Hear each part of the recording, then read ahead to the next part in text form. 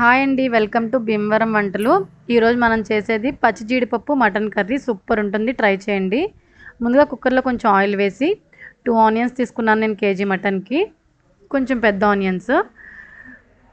Onions పచ్చిమిర్చి వేసి కాసేపు మగ్గిన తర్వాత పసుపు అల్లం వెల్లుల్లిపాయ పేస్ట్ వేయాలండి 2 స్పూన్స్ వేసి అవి కూడా మగ్గాక మనం కడిగి పెట్టుకున్న మటన్ వేసుకొని కాసేపు మగ్గబెట్టుకోవాలి.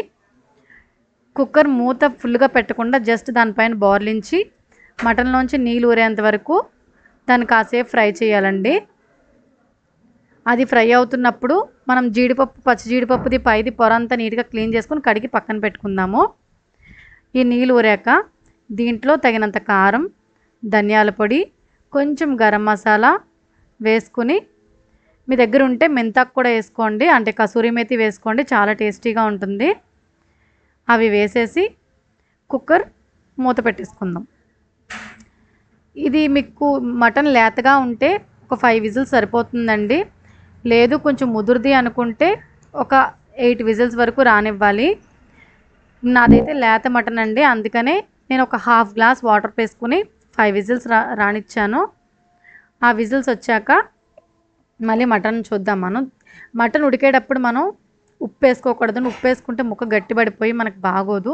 ఇది ఒక టిప్ లాగా అనుకోండి. మటన్ వండేటప్పుడు విజిల్ పెట్టేటప్పుడు మనం ఉప్పు వేసుకోకూడదు. ఉప్పు వేసుకోకుండా మనం విజిల్ తీసేసిన తర్వాత, ఇప్పుడు నేను వేస్తాను చూడండి, విజిల్ తీసేసాక ముక్క ఉడికిపోయిందో లేదో చూసుకొని తగినంత ఉప్పు, మనం నీట్గా క్లీన్ చేసి పెట్టుకున్నాం కదా పచ్చి జీడిపప్పు, అది వేసుకొని వాటర్ అంతా ఇంకిపోయి ఆయిల్ పైకి తేలేంత వరకు మనం మగ్గబెట్టుకోవాలి. సిమ్లో ఉండండి, చాలా బాగుంటుంది. విజిల్స్ కూడా సిమ్లో వస్తేనే మటన్ బాగా ఉడుకుతుంది. చూసారా ఆయిల్ ఎలా పైకి తేలిందో.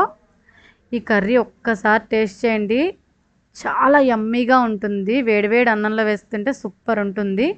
మీ కర్రీ నచ్చినట్లయితే ఈ వీడియోని మీ ఫ్రెండ్స్ అండ్ ఫ్యామిలీ మెంబర్స్తో షేర్ చేయండి. మరిన్ని వీడియోస్ కోసం ఛానల్ సబ్స్క్రైబ్ చేయండి. మీకు ఏమైనా రెసిపీస్ కావాలంటే నాకు కామెంట్ సెక్షన్లో కామెంట్ చేయండి. Please support us.